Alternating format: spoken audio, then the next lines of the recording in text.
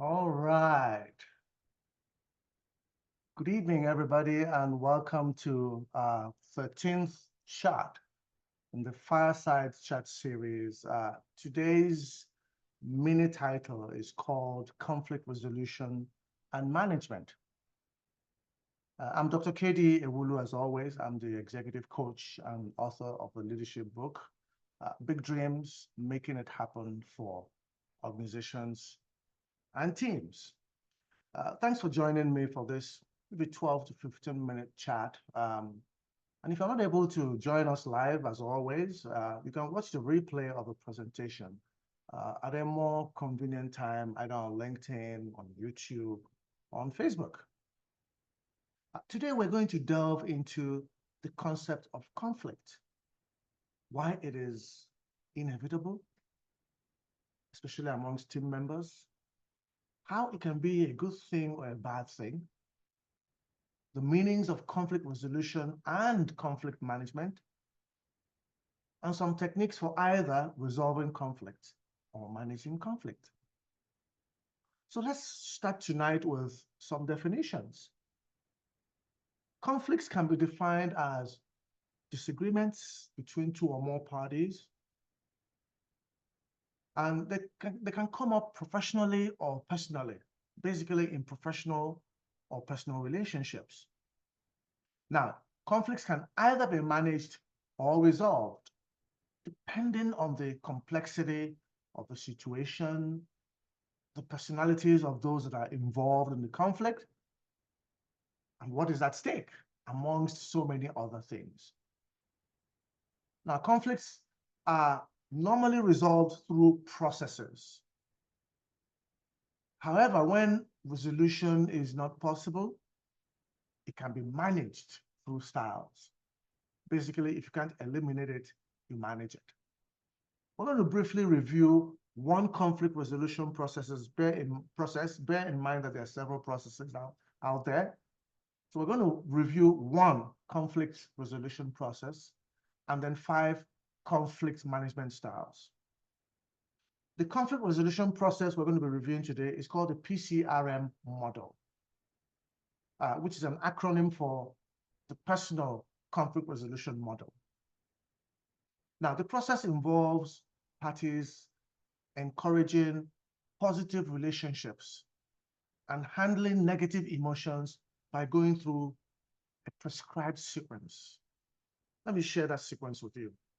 Number 1, the parties involved must define the issues and identify the parties involved. You have to define the issues and identify all the people that are in a disagreement. Number 2, you want to set the stage for win-win outcomes. By this, I mean, you got to identify what each party really wants, what their pain points are. And then number 3, you understand their interests. Not just do you identify it, but you have to understand where they're coming from. To even have the mindset to want to come to a mutually agreeable solution. Number 4, you now brainstorm creative options for delivering on each of the parties' wants or pain points.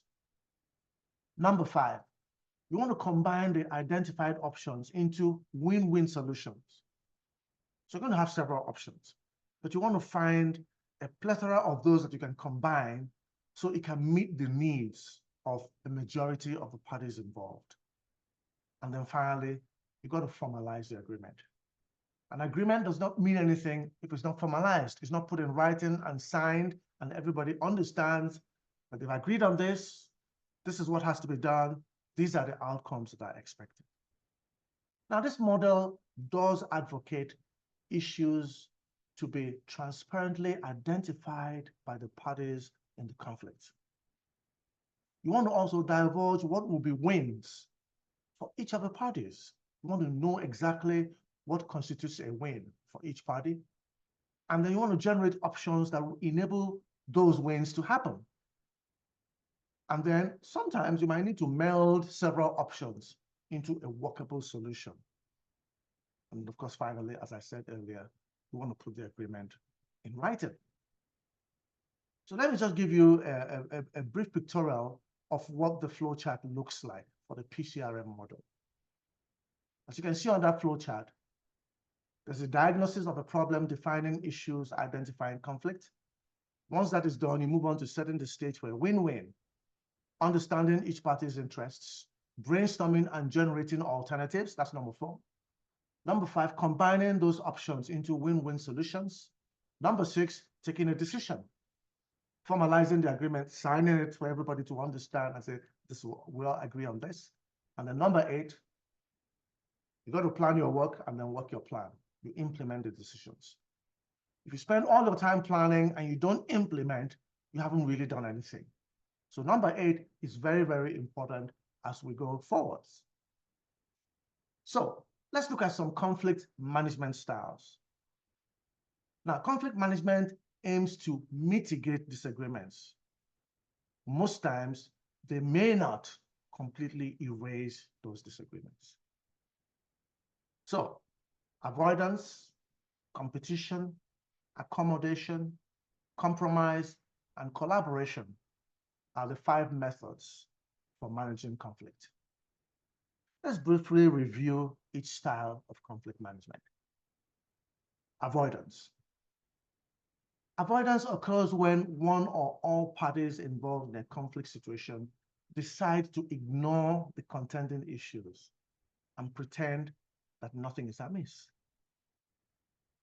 Avoidance only serves to temporarily resolve issues, but they keep festering underneath, and they are going to rear up in the future with more repercussions. This is often termed a lose-lose conflict management style and should not be practiced. No matter what the considerations may be or what is at stake, stay away from avoiding conflict. Competition. Competition is a conflict management style where one party has more power and authority over the other and tends to leverage that power to win the argument comprehensively. The losing party gets nothing in this type of scenario. This is a win-lose conflict management style, and it's not recommended for relationships that intend to endure into the future. Number 3, accommodation. Accommodation is a conflict management style that is the exact opposite of the competition style. In this case, one party decides to accommodate the needs of the other, voluntarily choosing to lose the argument for the sake of a long-term relationship. It is a lose-win conflict management style. And you know something, the premise is to save the relationship in hopes that there will be more favorable outcomes in future negotiations or conflicts. Number 4, compromise. This conflict management style operates on the understanding that both parties will give up something and meet somewhere in the middle. It could be 60-40, 50-50, 30-70, whatever, but they're meeting somewhere in the middle. They both walk away with something, but they don't walk away with everything they wanted initially. The compromise style of conflict management is the preferred option for most conflicts, even though it can be classified as a lose-lose conflict management style because both parties do not get everything they want. Finally, the 5th and final style is collaboration. Collaboration is the most sought-after conflict management style, as both parties ultimately achieve their goals. However, it does require utmost transparency, trust, time, energy, and joint brainstorming to ensure that everyone gets all they want.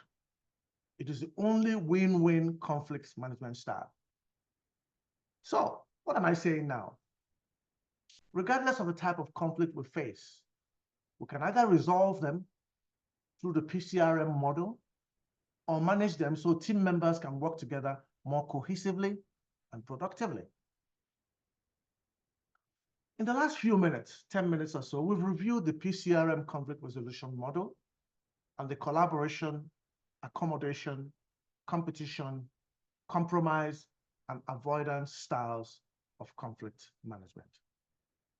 I want you to try these out within your teams and see how much more productive and enthusiastic your teams become.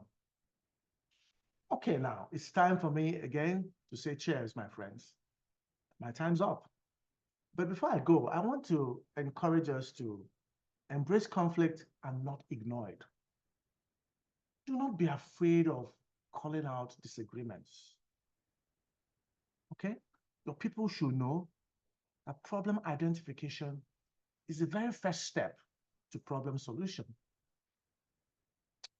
I invite you to join me in 2 weeks' time on this same platform as we continue our review of my leadership book, Big Dreams, Making It Happen for Organizations and Teams. In our next broadcast on Monday, July 22nd, 2024, entitled Staying the Course, we're going to learn about some mindsets required to persevere and overcome operational challenges and keep our teams successful. See you all in 2 weeks' time, my friends. Now, I'm going to be asking you to get prepared for broadcast number 14, I'm sorry. Get prepared for broadcast number 14. Grab my book as you can see there right on the screen, the QR code on the screen, and on the background to the left of the screen, these will take you to the links below. The QR code to the left of my screen is going to take you to the links below. All right, the first link allows you to get a paperback version of the book, and the second link allows you to get an ebook downloadable version of the book. Anyone works. Okay, and again, that is the QR code right on the center of the screen.